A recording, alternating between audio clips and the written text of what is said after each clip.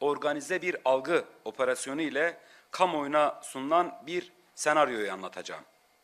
Önce bir grup gencin Mersin sahilinde Kürtçe şarkılar eşliğinde halay çekerken slogan seslerinin duyulduğu bir video dolaşıma sokuldu. Sonra paylaşımı yapılan videoda bulunan gençlerin bilgileri, nereli oldukları, nerede yaşadıkları troll bir hesaptan yayılmaya başlandı. Belli ki bilgiler sağlam bir yerden servis ediliyordu. Yani emniyetten servis ediliyordu. Bu şekilde kendilerince tırnak içinde infial yaratılmıştı. Gençlerin adresleri ve bilgilerini bilen emniyet diğer gün dronlar eşliğinde harekete geçti. Sıradan bir propaganda soruşturmasında özel timler, tem polisleri önceden hazırlanmış kameralar eşliğinde gözaltı işlemi yaptı.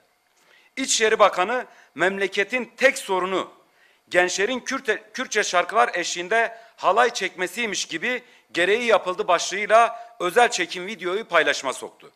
Yalnız gençlerin bu görüntüsü Kurban Bayramı'na ait bir görüntü. Yani eski bir görüntü. Sayın Bakan, bundan haberiniz var mı? Ne oldu da Kurban Bayramı'nda çekilmiş bir görüntü üzerine kahramanlık destanı yazma gereksinimi duydunuz? İçişleri Bakanı bu ülkeyi kurtarmışçasına bir görüntü servis ederek halayda bir Serok Apa sloganı atan gençleri gözaltına almış. Hem de öyle bir servis etmiş ki sanki dünyanın en tehlikeli suçlarını yakalamış. Sayın Bakan, bence sizin haberiniz olmalıydı. Bir Serok Apa söylemi Avrupa İnsan Hakları Mahkemesi, anayasa ve Yargıtay kararlarına göre suç değil. Bu kararlardan haberiniz yoksa bu kararları göndereyim size. Alın. Avrupa İnsan Hakları Mahkemesi kararı. Bir Serok Apo demek suç değil. Alın. Yargıtay 16. Ceza Dairesi kararı. Bir Serok Apo demek suç değil. Yine Anayasa Mahkemesi kararı. Bir Serok Apo demek suç değil. Sayın Bakan, biliyorsunuz bu ülkede bir çözüm süreci yaşandı. Belli ki acemisiniz, yenisiniz. Haberiniz yokmuş. O zaman gelin hafızaları tazeleyelim. O dönem Erdoğan ne demişti? PKK ile görüşen arkadaşı ben gönderdim, sıkıntısı olan varsa gelsin bana söylesin. Dönemin Başbakan Yardımcısı Yalçın Akdoğan, Öcalan'ın olayları okuma kabiliyeti ve tecrübesi var. O bölgenin yeni aktörüdür. Sayın Bakan, bakın bu kısmı önemli. Kulaklarınızı açın ve iyi dinleyin. Dönemin Başbakan Yardımcısı Bülent Arınç, Sayın Öcalan demeyi ve PKK bayrağı açmayı suç olmaktan çıkardık. Yine Sayın Bakan bu kısmını da can kulağıyla dinleyin lütfen. Dönemin Devlet Bakanı Beşir Atalay ne demiş? Abdullah Öcalan Kürtlerin lideridir, onun mesajları bizim de düşüncemizdir demiş.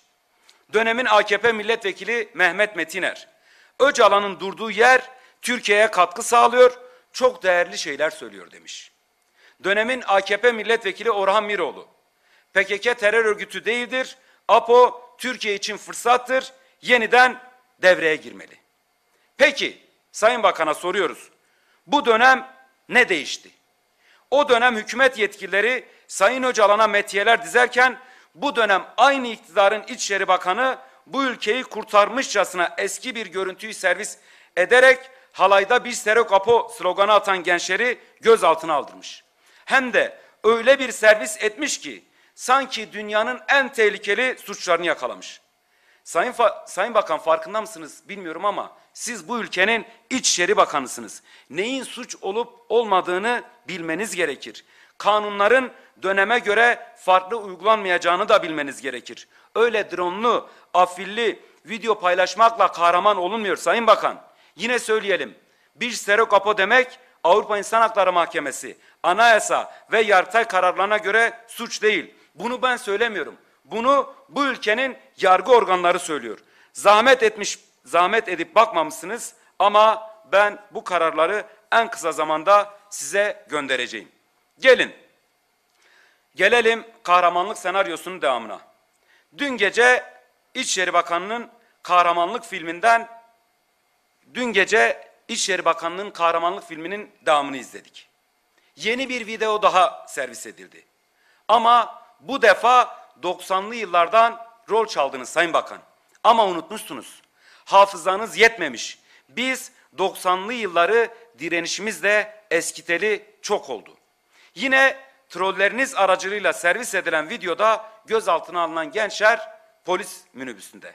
Gençlere polis minibüsünde Mustafa Yıldız Doğan'ın Ölürüm Türken şarkısı dinletiliyor.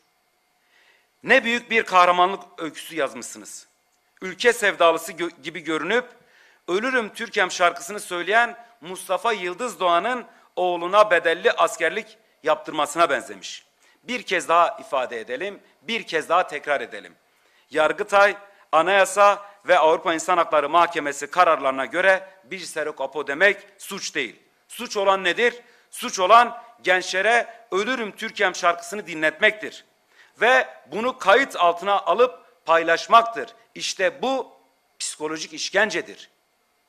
Bizzat İçişleri Bakanlığı'na bağlı olan Mersin Emniyetine ait bir minibüs içerisinde gözaltına alınan Kürt gençlerine Ölürüm Türkem şarkısının dinletilmesi, bunun polis memurları tarafından kayıt altına alınması ve daha sonra bunun troll hesaplar aracılığıyla servis edilmesi işkencedir, psikolojik işkencedir.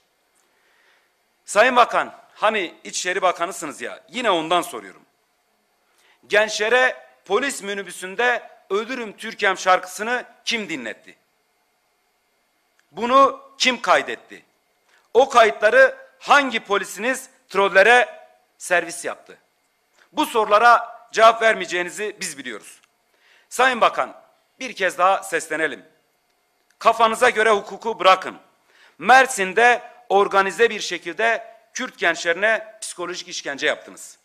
Geçmişte çekilmiş görüntüleri servis ederek neyi planlıyorsunuz? Neyi örtbas ediyorsunuz? Gelin gerçek hukuku işletin. Ve gerçek bir kahramanlık öyküsü yazmak istiyorsanız halklar arası ayrımcılığı körükleyecek işlerden vazgeçin. Bu ülkede gerçek huzuru sağlamak için çabalayın. Bunun için de buradan başlayabilirsiniz.